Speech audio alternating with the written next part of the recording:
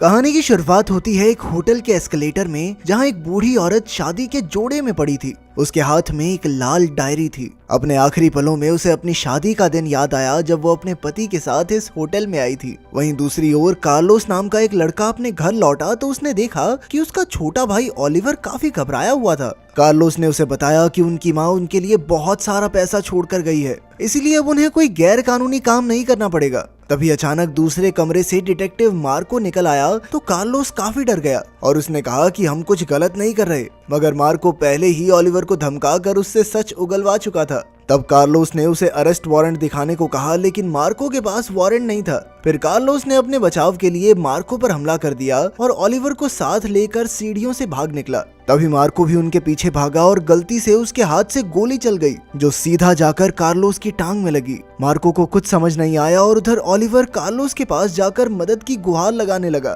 तभी अचानक उन्हें दूर से एक जोरदार धमाके की आवाज सुनाई दी। फिर कार्लोस के जख्म से बहते खून को रोकने के लिए ओलिवर ने वहां अपनी हुडी बांध दी। फिर उसने गुस्से में मार्कोस से बदला लेने के लिए उस पर हमला कर दिया, लेकिन मार्कोस बहुत बड़ा था और उसने उसे वापस धक्का दे दिया। ओलिवर ने कहा कि उन्हें जल्द से जल्द कार्लोस को हॉस्पिटल ले जाना चाहिए। इसके बाद ओलिवर ने कार्लोस को अपने कंधे का सहारा दिया और वो तीनों सीढ़ियां उतरने लगे। जैसे ही वो दरवाजे पर पहुंचे तो उन्होंने देखा कि दरवाजे पर तो ताला था, इसीलिए वो फिर से नीचे उतरने लगे। लेकिन काफी देर तक सीढ़ियां उतरने के बाद उन्हें एहसास हुआ कि वो बार बार उसी एक मंजिल पर पहुंच जाते थे। उन्होंने नीचे देखा तो उन्हें सीढ़ियों का कोई अंत दिखाई नहीं दिया। तब मार्कोस ने दोनों भाइयों को वहीं रुकने को कहा और खुद फ्लोर नंबर देखते हुए सीढ़ियां उतरने लगा, लेकिन बार बार वो उसी मंजिल पर आ पहुंचता जहां कार्लोस और ओलिवर मौजूद थे। मार्कोस का तो दिमाग ही चकरा गया और वो एक बार फिर से सीढ़ियां उतरने लगा, लेकिन इस बार भी वो दोबारा से उसी मंजिल पर पहुंच गया। अब उसने सच जानने के लिए सीढ़ियों में अपनी चाबी फेंक दी, पर अचानक वो ऊपर से उनके पास ही आ गिरी।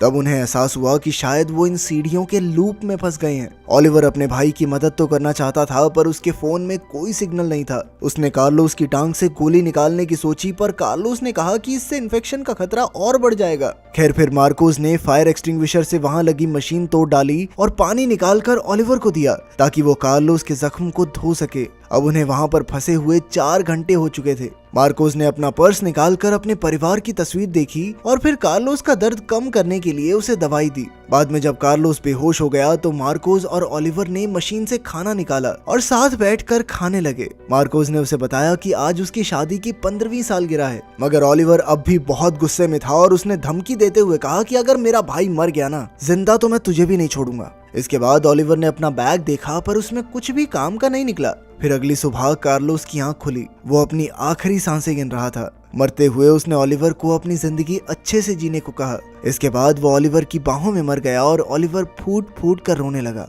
उधर मार्कोस ने मशीन देखी तो पता चला कि मशीन अपने आप भर गई थी। ये देखकर मार्कोस तो हक्का बक्का रह गया, पर तभी अचानक उसने देखा कि ओलिवर गुस्से में उस पर बंदूक तान कर खड़ा है। मार्कोस ने उसे समझाया कि उसने गलती से बंदूक चला दी थी, वो सच में नहीं मारना चाहता था उसके भाई को, और वैसे भी उन्हें एकजुट होकर इस मुसीबत से बाहर निकलने के बारे में सोचना चाहिए। वहीं दूसरी ओर हम एक घर देखते हैं जहां डैनियल और कमीला नाम के भाई बहन अपनी माँ सैंड्रा और सौतेले बाप रॉबर्टो के साथ रहते थे। आज वो सभी बाहर घूमने जाने वाले थे। जल्द ही वो गाड़ी में बैठकर अपनी मंजिल के लिए निकल पड़े। फिर रास्ते में वो गैस स्टेशन पर रुके तो रॉबर्टो ने कमीला को जूस पीने को दिया, हालांकि वो जानता था कि कमीला को एलर्जी है। खैर, फिर कमीला को बाथरूम जाना था, इसीलिए उसने रॉबर्टो को अपना इनहेलर संभालने को दिया। जल्द ही सैंड्रा को पता चला कि रॉबर्टो ने कमीला को जूस दिया तो उसने रॉबर्टो को बहुत डांटा। खैर, फिर वो गाड़ी में बैठकर निकल पड़े, पर जल्द ही कमीला को अस्थमा का दौरा पड़ने लगा। सैंड्रा और रॉबर्टो उसे देखने के लिए गाड़ी से बाहर निकले, पर तभी अचानक रॉबर्टो की जेब से इनहेलर गिर गया और उसके पैर के नीचे दबकर टूट गया। अब कमीला की हालत बिगड़ रही थी तो उन सब ने वापस घर जाकर एक नया इनहेलर लाने का फैसला किया, पर कुछ दूर जाते ही उन्हें दूर से धमाके की आवाज आई। इसके बाद जब वो चलते चलते गैस स्टेशन तक पहुंचे तो वहां कोई भी नहीं था। फिर सैंड्रा ने वहां की दुकान से एलर्जी की दवाई उठाई और कमीला को दे दी। इसके बाद वो घर की ओर बढ़े तो रॉबर्टो को सड़क पर एक बोर्ड फिर से दिखाई दिया। इधर सैंड्रा अब भी रॉबर्टो पर काफी गुस्सा हो रही थी। जल्द ही दोनों में बहसबाजी शुरू हो गई और वहीं डैनियल पीछे अपनी बहन को शांत करने की कोशिश कर रहा था। कुछ देर चलने के बाद उन्हें एक और गैस स्टेशन मिला, पर रॉबर्टो को लगा कि ये हूबहू पिछले गैस स्टेशन जैसा ही है। यहाँ भी कोई नहीं था, इसीलिए वो आगे बढ़ते रहे। कुछ मिनट बाद उन्हें फिर से वही बोर्ड दिखा तो रॉबर्टो ने गाड़ी रोककर कहा कि वो एक ही सड़क पर बार बार घूम रहे हैं, पर सैंड्रा ने उसे चलते रहने को कहा क्योंकि कमीला का शरीर नीला पड़ने लगा था। अब वो बार बार उसी बोर्ड और गैस स्टेशन से गुजर रहे थे। जल्द ही कमीला बेहोश हो गई तो रॉबर्टो ने गाड़ी रोकी और पैदल खेतों में जाकर एक नया रास्ता ढूंढने का फैसला किया। इधर कमीला की हालत काफी खराब हो गई थी तो सैंड्रा अकेले ही बच्चों को लेकर गाड़ी में निकल पड़ी। जब वो बार बार एक ही रास्ते से गुजरी तो उसे लगा कि वो कोई सपना देख रही है और वो खुद को थप्पड़ मारकर जगाने की कोशिश करने लगी। अचानक उसने गाड़ी रोक दी तो डैनियल कमीला को लेकर पैदल निकल पड़ा और फिर सैंड्रा अकेली ही गाड़ी लेकर आगे चली गई। फिर वो गैस स्टेशन में जाकर छिपकर रोने लगी क्योंकि उसे कुछ भी समझ नहीं आ रहा था। उधर डैनियल ने थक कर कमीला को सड़क पर लेटा दिया और जल्द ही वो चल बसी। तभी रॉबर्टो ने वापस आकर कहा कि चारों ओर हर एक रास्ता एक जैसा है। वहीं दूसरी ओर ओलिवर और मार्कोस को उन सीढ़ियों पर रहते हुए 35 साल बीत गए थे। मार्कोस काफी बूढ़ा हो गया था और अब तो वो चल भी नहीं पाता था, लेकिन ओलिवर ने रोज कसरत करके खुद को फुर्तीला बना रखा था। वहाँ की मशीन और बैग का सामान रोज अपने आप भर जाता था, इसीलिए ओलिवर ने हर चीज का अलग अलग ढेर बना रखा था। इसी तरह उसने अपनी पानी की बोतल से शावर बना लिया था और अपने बैग से निकले नेल कटर से वो दाढ़ी काटता था। वहीं मार्कोस की जगह काफी गंदी हो चुकी थी। शायद वो दोनों ही अपना मानसिक संतुलन खो बैठे थे क्योंकि ओलिवर हर रोज कार्लोस के कंकाल की पूजा करता था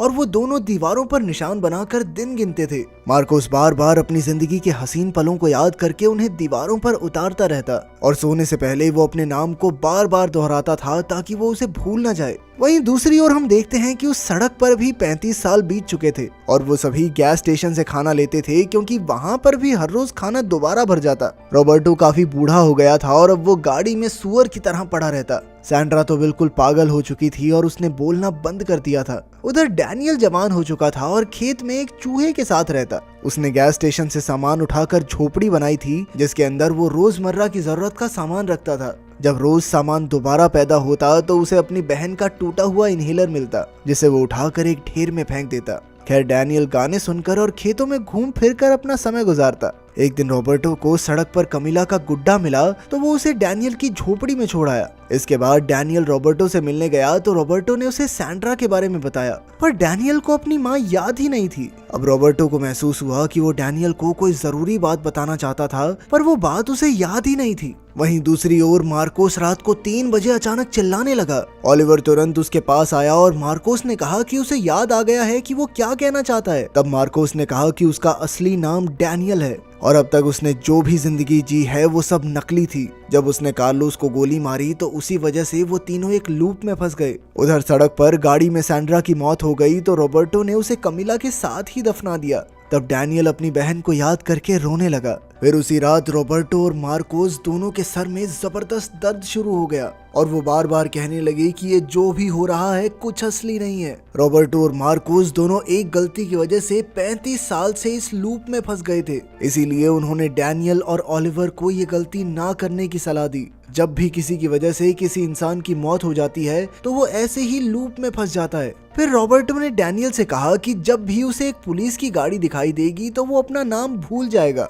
उधर मार्कोस ने कहा कि जब ओलिवर को एक एलिवेटर दिखाई देगा तो वो अपना नाम भूल जाएगा। फिर रॉबर्टो ने खुलासा किया कि उसका असली नाम रूबेन है और जब वो 10 साल का था तो वो अपने टीचर और एक दोस्त के साथ नदी में फंस गया था। अचानक टीचर गलती से गिर गया जिससे रॉबर्टो के दोस्त को चोट लग गई और 3 दिन बाद उसकी मौत हो गई। इसके बाद वो दोनों लूप में फंस गए और उन्होंने 35 साल उसी नदी में भटकते हुए बिताए। आखिरकार जब टीचर मरने वाला था तो उसने भी ऐसे ही रॉबर्टो को सलाह दी थी। इसके बाद रॉबर्टो को नदी का किनारा मिल गया और उसने सैंड्रा के साथ एक नई शुरुआत की। उधर मार्को ने ओलिवर को अपनी कहानी बताते हुए कहा कि असल में वही डैनियल था, उसे सब कुछ याद आ रहा था। मरने से पहले रॉबर्टो ने उसे पुलिस की गाड़ी में बैठने से मना किया था क्योंकि ऐसा होते ही वो अपनी पिछली याददाश्त खो बैठेगा, पर डैनियल ने उसकी बात नहीं मानी और मार्कोस के नाम से एक नई जिंदगी की शुरुआत की। फिर मरने से पहले रॉबर्टो और मार्को ने डैनियल और ओलिवर को एक लाल डायरी दी जो कि तस्वीरों और उनकी लिखी बातों से भरी हुई थी।